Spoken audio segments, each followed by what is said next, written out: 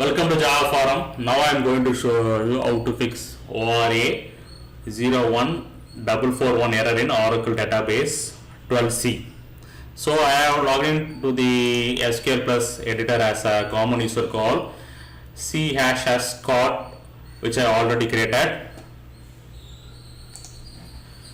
So now I am going to show you one table, person, describe person. It having some two columns, name and age.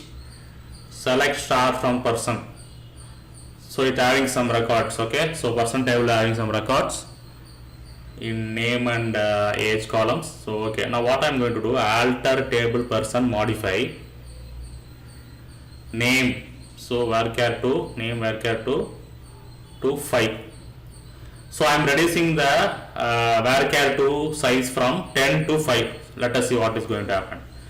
Okay, you can see that ORA-01441 cannot decrease column length because some value is too big, which means that the table contains some record, that is name column contains some record which has the value very bigger than the modified data type size. Okay, so what you need to do, either you delete the record, okay, or you can increase